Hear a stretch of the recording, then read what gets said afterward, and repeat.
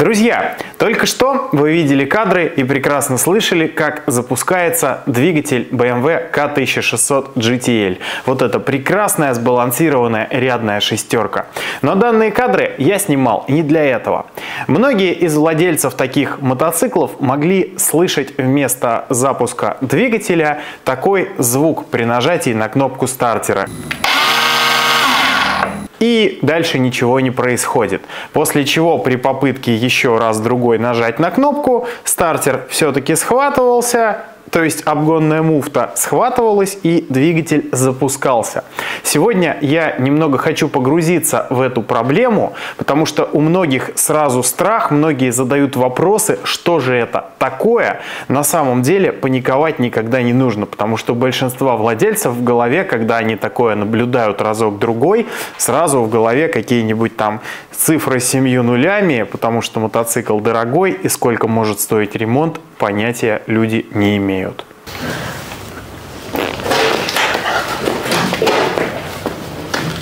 Опа. Опа. Итак, друзья, звук, о котором я вам сейчас говорил, является ничем иным, как пробуксовка обгонной муфты стартера. И это действительно странно, потому что это проявляется реально на новых мотоциклах. Официальный дилер, бывало, менял обгонную муфту по гарантии, но это, честно говоря, помогало не всем. Более того, на этом мотоцикле у нас пробег 2000 километров, и когда он стоял, в нем буксовала обгонная муфта буквально через раз. Подозреваю, что в нем залито оригинальное масло BMW 540.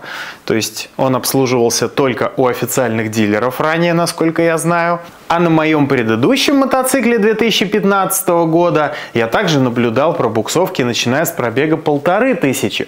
Я стал задумываться, с чем же это может быть связано. Ну неужели новая обгонная муфта, которая еще физически не успела особо износиться, может вызвать такие проблемы?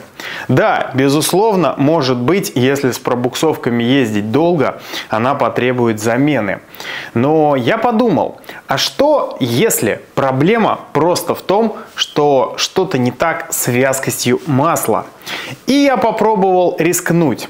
Я отошел от заводских рекомендаций и вместо заводского масла синтетики 540 я взял и залил полусинтетику 1550. И вы знаете, на том мотоцикле, который мой предыдущий, следующие 37, примерно 36 тысяч километров, ни одной пробуксовки обгонной муфты не было. Более того, коробка весь этот пробег работала мягче. Так что сегодня мы будем делать последнюю работу, которая мне осталась для того, чтобы можно было смело открывать сезон. Это менять масло. Видео, думаю, будет полезно всем гантелеводам и не только. В нем будет очень много всяких разных полезных мелких лайфхаков.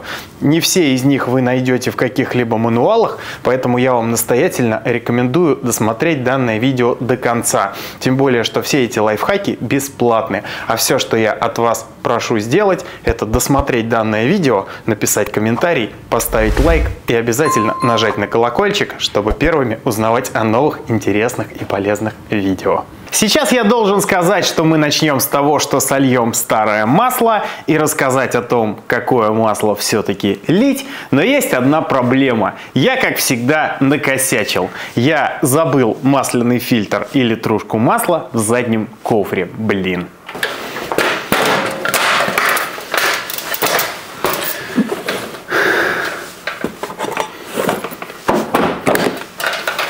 Итак, для замены масла нам понадобится: первое, масляный фильтр. Лично я стараюсь использовать оригинал или хорошие аналоги типа MAN, Мале и так далее. Значит, далее нам нужна по-хорошему шайбочка под сливную пробку. Я ее еще не принес со склада, также использую оригинал. И по-хорошему нам нужно масло. Самый частый вопрос, который я слышу, это какое масло лить. Ребят, это вообще на самом деле довольно глупый вопрос, потому что само по себе масло, оно не имеет значения, какого производителя. Самое главное, чтобы оно было качественное и неподдельное. Но большинство людей спрашивает, ну качественное это какое? Вот смотрите, я сейчас вам покажу, что заливаю я, но это ни разу не является рекомендацией, тем более в России, тем более сейчас. Объясню почему. Потому что это масло является последним из моих запасов, которые я наскреб у себя на складе. Это масло закупалось еще в хорошие времена, пару лет назад, когда были официальные поставки этого производителя в России. Это масло является достаточно хорошим, как и многие другие. Но я ни в коем случае не могу никому рекомендовать его заливать, потому что все, что вы сейчас можете найти на рынке этого производителя, ввезено в лучшем случае по параллельному импорту, а в подавляющем большинстве случаев, к сожалению, теперь это подделки.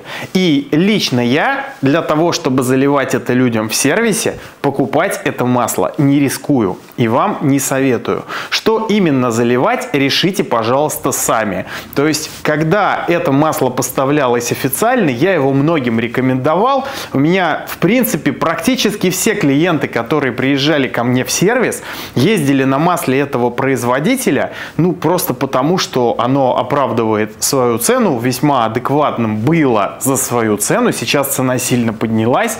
Вот, и, собственно, было достаточно качественным. Это масло итальянского производителя Eni.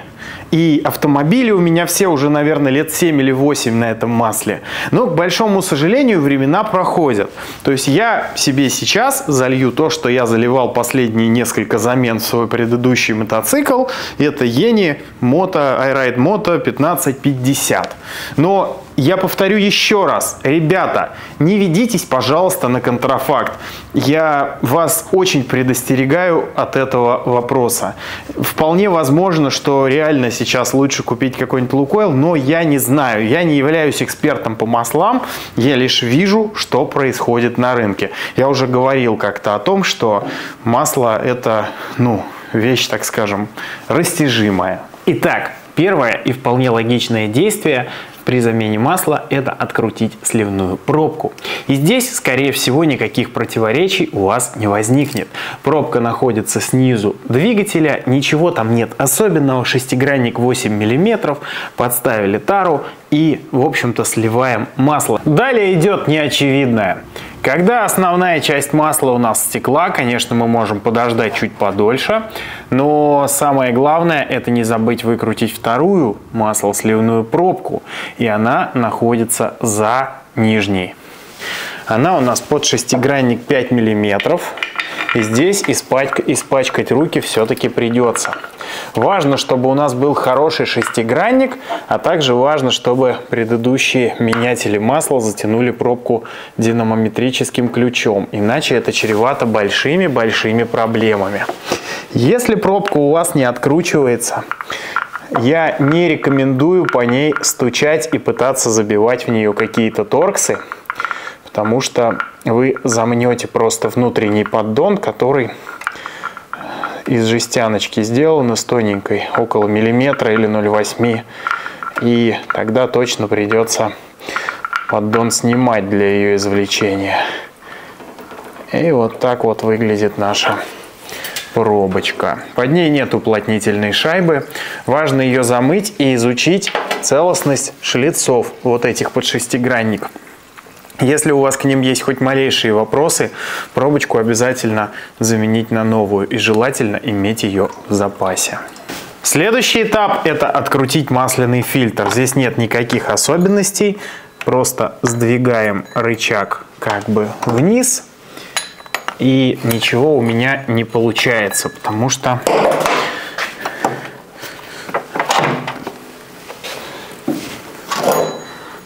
что гладиолус получается. Далее нам необходимо открутить масляный фильтр. И здесь тоже нет ничего особенного, разбирать ничего не требуется. Нам необходимо просто включить первую передачу и максимально отжать рычаг вниз. Тогда съемник у нас пролезет.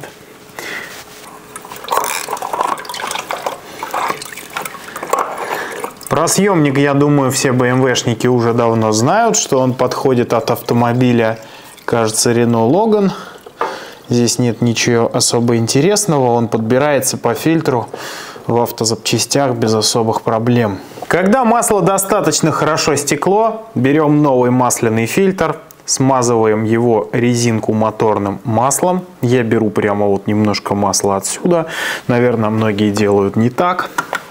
Далее просто наживляем фильтр на место, докручиваем его до упора, следим, чтобы это было по резьбе. После этого надеваем съемник и с помощью динамометрического ключа затягиваем фильтр с усилием 11 ньютон-метров.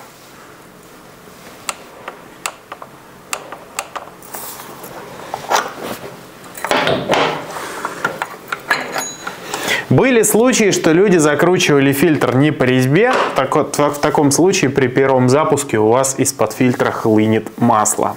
После этого берем внутреннюю пробочку и закручиваем ее сначала от руки, а потом затягиваем динамометрическим ключом с моментом 12 ньютон-метров. Вот это особенно важно делать только с правильным моментом, потому что если вы ее перетянете, потом возможен очень серьезный попадос. И последнее, что мы делаем, это берем замытую пробку с новой шайбой, последнюю, закручиваем ее от руки и далее протягиваем с моментом 28 ньютон-метров. Тоже довольно важно это делать только динамометрическим ключом.